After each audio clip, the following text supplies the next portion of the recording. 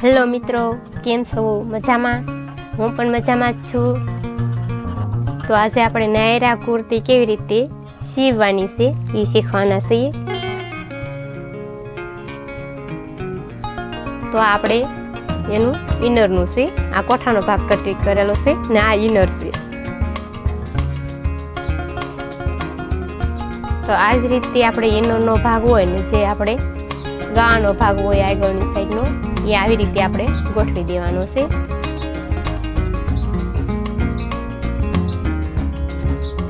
પછી આવી જ રીતે આપણે સિલાઈ મારી દેવાની છે ફરતી.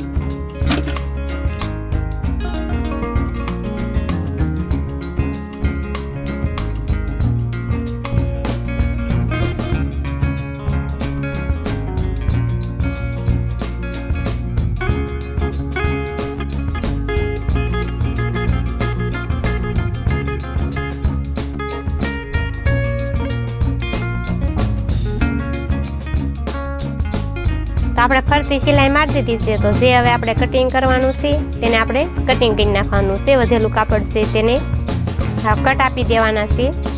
તો આપણે પલટાવાનું સારું રહે.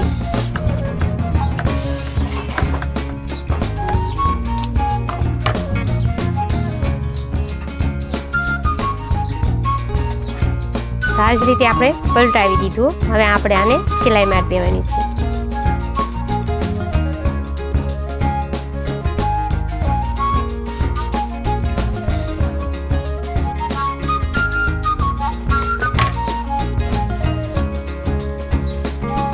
અને આપણે ચારે ફરતી સિલાઈ મારી દેવાની છે.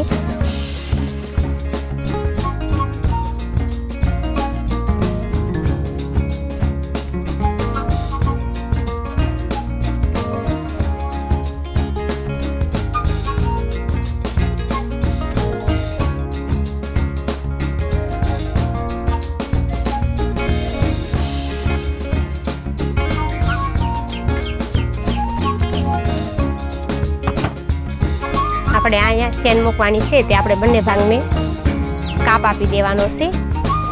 આ બંને ભાગમાં આપણે વચ્ચેથી કાપી નાખ્યું છે. તો જે આપણે આ કાપડ હોય તેમાંથી આપણે 2 ઇંચની પટ્ટી કાઢવાની છે.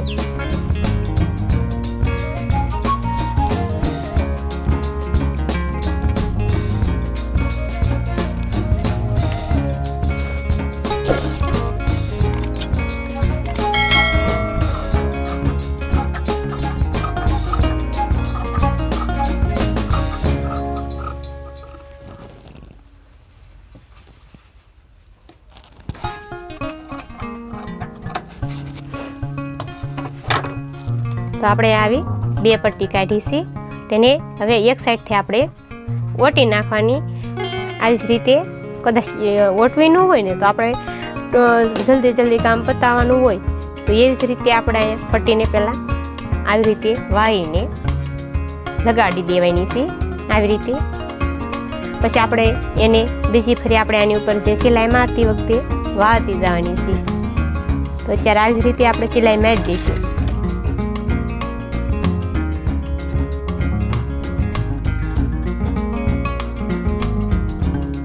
હવે આપણે ધારી સિલાઈ મારી દેવાની છે.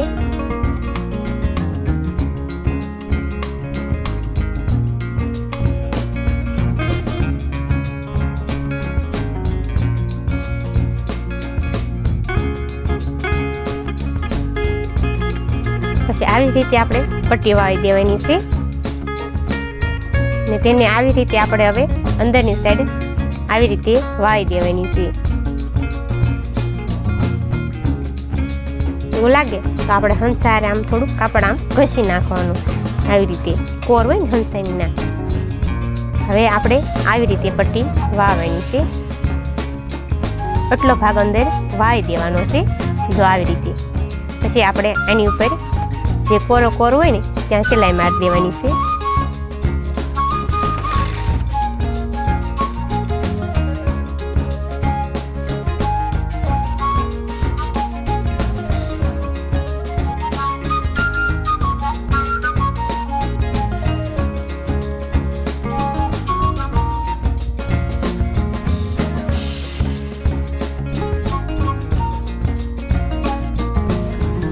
તો મિત્રો આપણે આ પટ્ટી પણ વાળી દીધી છે. તો વારવાર આપણે પટ્ટી વળી જાય ને સિલાઈ લાગી જાય, ડબલ મહેનત નહીં એમ.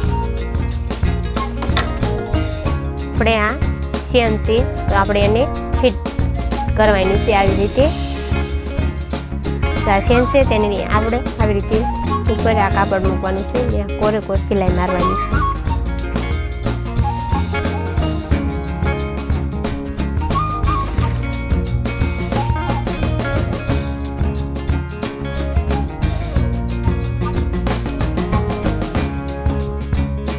છે ને તેને આપણે આ ચેન ઉપર આવી રીતે ગોઠવવાનું છે.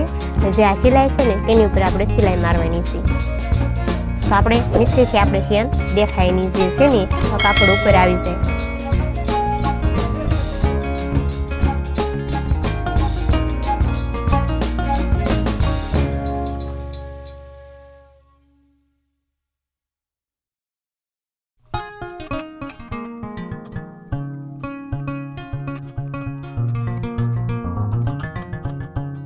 ચેન ફિટ કરી દીધી છે ને હવે આના ખંભા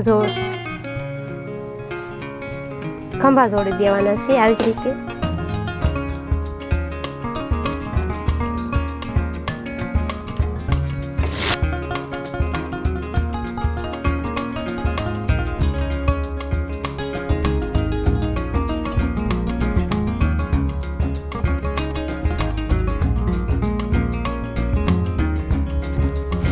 એવી જ રીતે આપણે ખંભા જોડી દીધેલા છે. તો હવે આપણે આને ધારી સિલાઈ મારી દઈશું. જે આપણે પાછળનો ભાગ હોય ને તેને આ જે ટક્સ આપણે ઓલા છે આપણે જે કાપડ સિલાઈમાં રાખેલું એ પાછળની સાઈડ જાય એ રીતે આપણે અહીંયા ધારી સિલાઈ મારવાની છે ઉપર.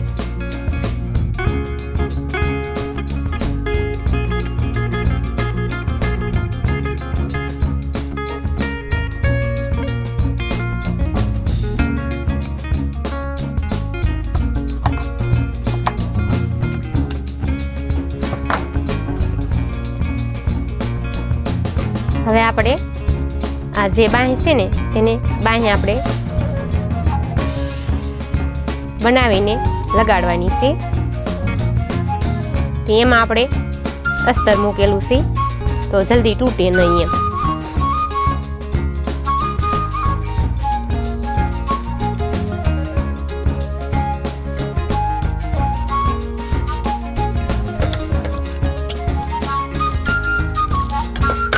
તો જે આપણે જે આગળની સાઈડ જે ભાગ ગોઠવવાનો હોય ને તેને આપણે આવી રીતે નિશાન આપી દેવાના છે ઊંધા સીટીના. ને જે એક ભાગને ક્રોસ આપવાનો હોય, જે બાંહ ચડાવતી વખતે આપણે છે ને આગળની સાઈડ રાખવાનો હોય. તો આવી રીતે આપણે આને ક્રોસિંગ આપી દીધું છે. ક્રોસિંગ એટલા માટે આપ્યું છે કે આપણે જે ખોલા પડતા હોય એ આપણે ખોલા ન પડે ને ફિટિંગ સરસ આવે વ્યવસ્થિત એ રીતે. મિત્રો અમારો વિડીયો ગમતો હોય તો લાઈક કરતા જાજો ને સબસ્ક્રાઈબ પણ કરતા જાજો, તો અમને પણ વિડીયો બનાવવાની મજા આવે.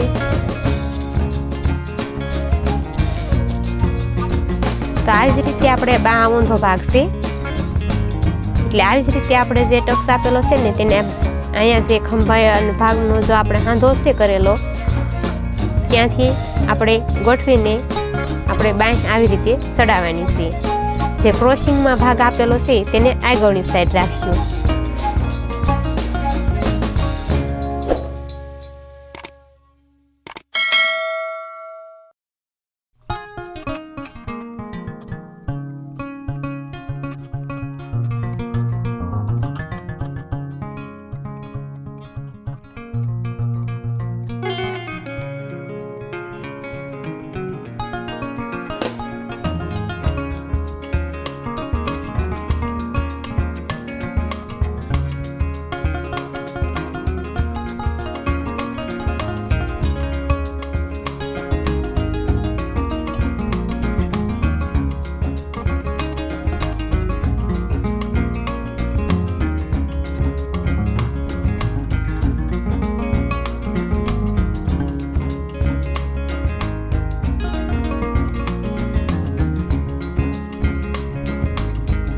હવે આપણે આને એક સાઈડ સિલાઈ મારી દેવાની છે. તો આ જ રીતે એક બાજુ સિલાઈ મારી દેવી. હવે જે આ બે ભાગ છે ને આ આપણે એનો નીચેનો ઘેર છે કુર્તીનો, તો આને પણ આપણે ટક્સ આપી દઈશું. આ જ રીતે ડબલ કરીને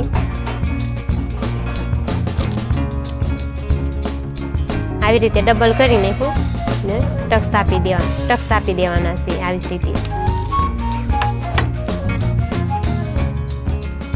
પછી આપણે આ વચ્ચે જે ટક્સ આપેલા છે ને તે જ રીતે આપણે વચ્ચેથી પહેલાં જોડવાનું છે, તો બંને બાજુ ઘેર સરખો થાય.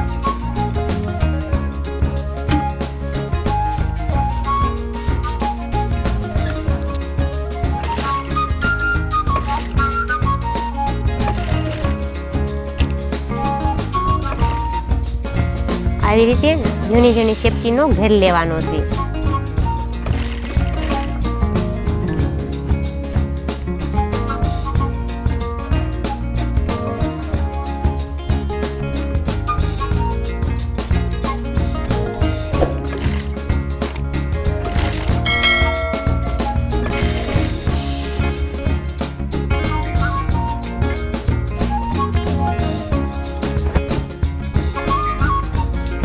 હવે આપણે આને ડબલ કરી નાખવાની છે આવી રીતે ડબલ કરી નાખવાની છે.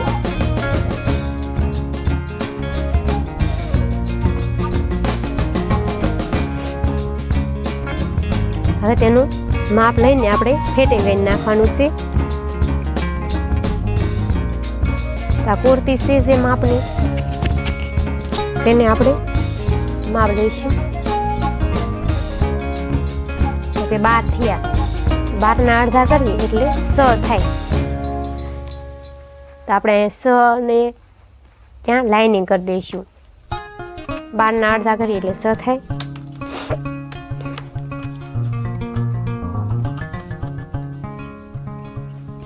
તો 11 તો કે 5.5. 11ના અડધા કરશું તો 5.5 થશે. એવી જ રીતે આપણે અહીંયા પણ આપણે ક્રોસમાં આપીને લાઇનિંગ કરી નાખવાનું છે. બાંયનું માપ લઈને આપણે બાંય ફિટિંગ કરી નાખવાની છે.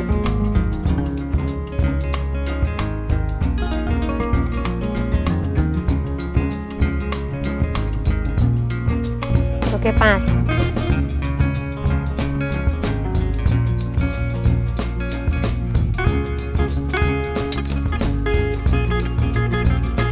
એવી જ રીતે આપણે બીજી બાજુ નિશાન આપી દઈશું.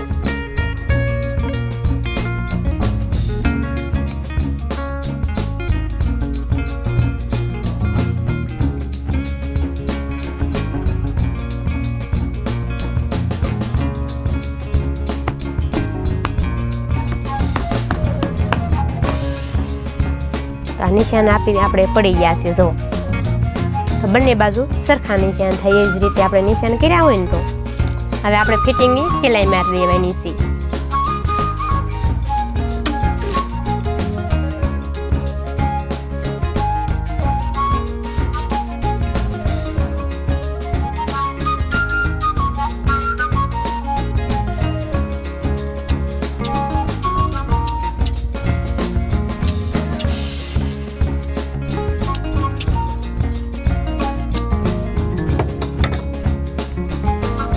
આને આપણે ઊંધું કરી નાખવાનું છે.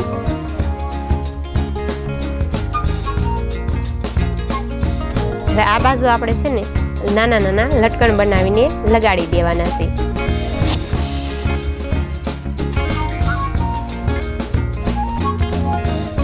આ કાપડ છે ને તેમાંથી આપણે લટકણ બનાવવાનું. તો આપણે આને પલટાઈ દેવાની.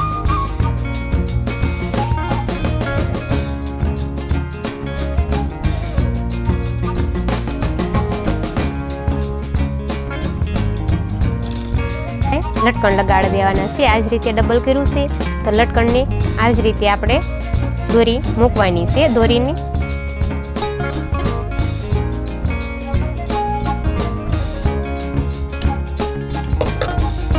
આવી રીતે પલટાવી નાખવાની છે પછી ફોલડું.